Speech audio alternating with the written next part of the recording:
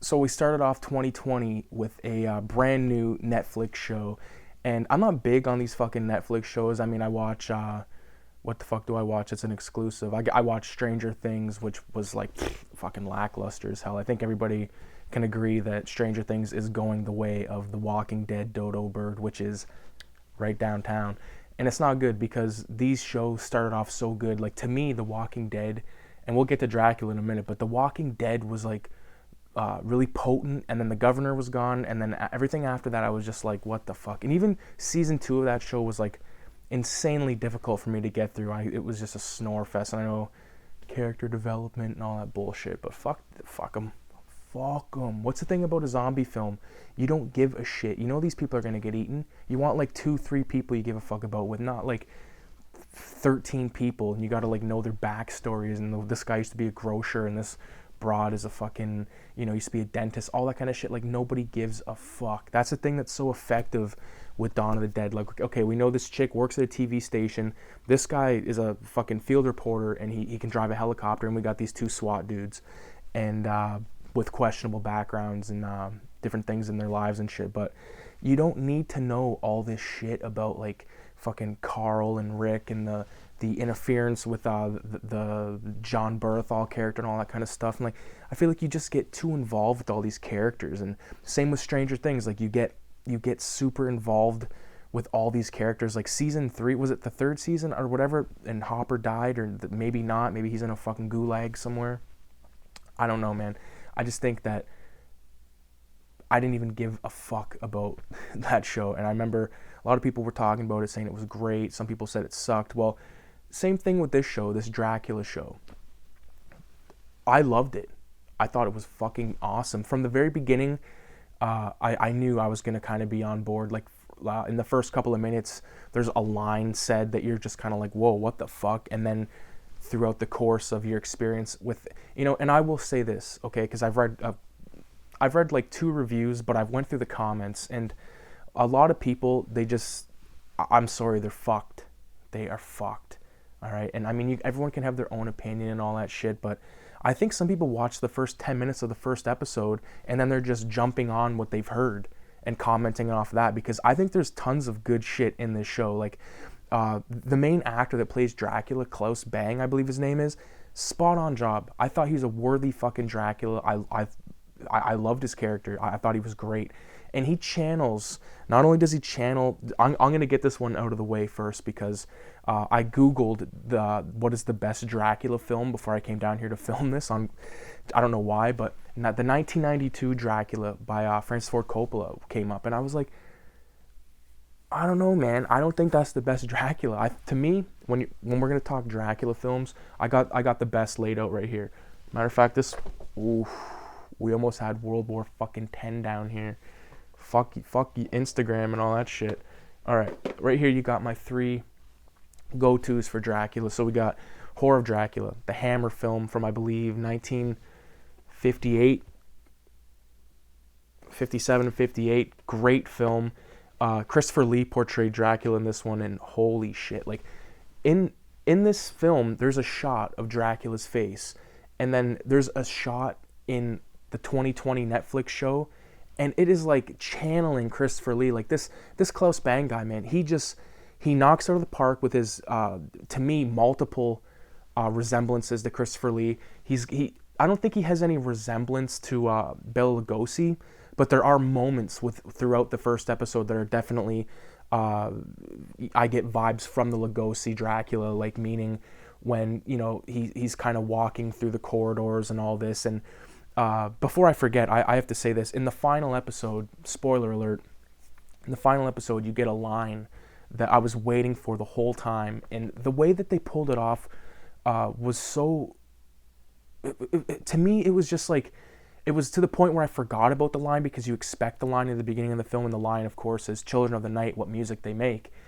And famously, Bela Lugosi said it on the staircase, and it just, like, that image is burned into every horror hound's fucking memory, you know what I mean? But so to give away all the juicy details, basically, there's a scene where Dracula with Lucy, and I gotta say this before I get into my point here, the broad that plays Lucy to me is like the most annoying fucking type of person in the world. I'm not saying shit about her acting abilities, because they were going for what they were going for and they nailed it. But I was like, this bitch is so fucking like real. You know what I mean? Like, it was fucking crazy. But basically the line was said in a place that you were not expecting, and it's set in a graveyard. And basically Dracula takes Lucy to this graveyard where they have their meetups, because they're kind of having this scandalous thing happening at this graveyard. And basically Dracula tells her that there's at least 9 people in this graveyard that are still suffering, and basically they're still alive in their coffins. And there happens to be this little boy that's like outside of his coffin, and he's like lurking around the trees and stuff. And Dracula says to her, like, don't let him follow you home, or he will follow you home, so to speak. And of course he fucking does. But the way that he gives off like the line, when I know I'm all over the place here, but the way he gives off the line, "Children of the Night," with music they make, he's referencing all of the fucking moans and like the banging and the scratching and stuff you're hearing throughout the graveyard. Because as he's talking, like as it's revealed, like it's creepy to me, man. Like, I think it's an effective graveyard scene. I liked it. I was spooked out by it for sure. I'm gonna kind of give a bit of a breakdown for each of the episode, or not really a breakdown, but just give you my thoughts on what I really liked. The first episode I think was 100% insanely just spot on, 10 out of 10 for me. I thought it was great.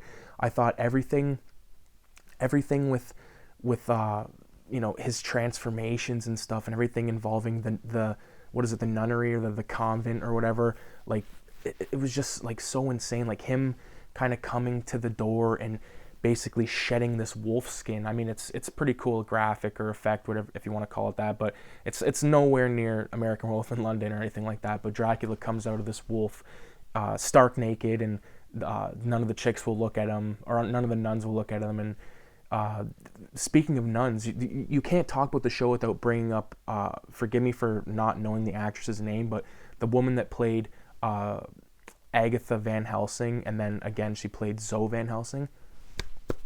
Loved it. I loved her performance. I thought it was great. And I know that there's people online like who are fucking little pansies that are like, it's too funny, there's too much humor in this show. I'm like, you are fucked, all right? Because you probably have a fucking, like, you probably have if you have a Stranger Things poster on your fucking wall, all your fucking validation of like a film fanatic to me goes out the goddamn window. You know what I mean? And I'm sorry if you have a Stranger Things poster in your fucking room and you watch my shit, but hopefully you don't take it to heart. You know what I mean? You know what I mean? Because hopefully if you watch my shit, you're not one of those kind of fuckheads. But I think that the way that she portrays Van Helsing, because I'm judging her performance based off Peter Cushing's performance and Edward Van Sloan's performance, and I think she knocks it out of the park because she's very quick-witted. She's very, I think she's a good combination. She's a good combination. I pick up more Van Sloan than I do Cushing from her, but I was intrigued by her. I love the way she talks. I love the way that she delivers her lines. She seems like she's always like 25 steps ahead of everybody else, and I don't know. I really liked that. I really liked how it was going. In the first episode, you got like this ghoul, not ghoul, sorry. You got a Jonathan Harker character comes along and basically is tormented throughout the fucking entirety of the castle. And I love the idea of the castle not having blueprints, and there being these like hidden blueprints and behind this painting and all this insanity like that. Like, I think they did a really good job with the scene in the basement with all the crates and all the quote unquote undead or living, whatever the fuck they are, come out and start wreaking havoc on Jonathan Harker. And just, I had to rewatch the first episode. I think with the first episode, you have a straightforward vampire film that the ending is the only thing that gets it, and that's because it has to go into the second episode, which, speaking of the second episode, the entire episode takes place on a boat, the Dementor, and it's an insane look at the film. It's almost like when Tarantino did that thing in Once Upon a Time in America, or in Hollywood rather, where he has the conversation being filmed or taken place of, you know, the drive up to the house, up to the murders. Like it's almost like I always wanted to know what that was like, and I always wanted to know what the, you know, the voyage was like on the boat with Dracula, because when you look back on the 1931, you know, the fucking captain of the boat is tied to the steering wheel. Renfield's in the bottom, you know, in the stowage or whatever, the stow of the ship, going ape shit. And that's one thing you got to point out with this new Dracula show as well. They don't have, well, they have a Renfield, but he's way background. He's totally in the background. And I mean, the guy that portrays him, he's fine, but yeah, I think there could have been a little bit more Renfield, but I think you make up with that through having the Jonathan Harker, who's basically giving the play-by-play in the first episode, and then in the second episode it's all Agatha. And there's this really interesting thing happening, like with these like kind of flashbacks or hallucinations, I don't know what you want to call them, dream sequences, where in the second episode they're playing chess. Agatha and Dracula are playing chess, and I just thought that was so fucking cool. I don't know why, I just thought it was amazing. And you have like all these intellectual types on the boat, and it's there where you realize that Dracula is getting his sophistication and his like cool nuances and stuff through consuming other, you know, people. So like, for instance, one of the people on the boat is he's a scholar, right? He's an Indian scholar from the University of Calcutta, and you know, think of all the wealth of knowledge within that guy's head. There's another like really old woman who's like a countess or like a duchess or one of those like fucking English, you know how they have like all like, I'm the Duke of East London or whatever the fuck, you know. But you got different characters like that, and then you have like one thing I gotta say about the show is it never strays away. It's very, this show is very bisexual, I would say.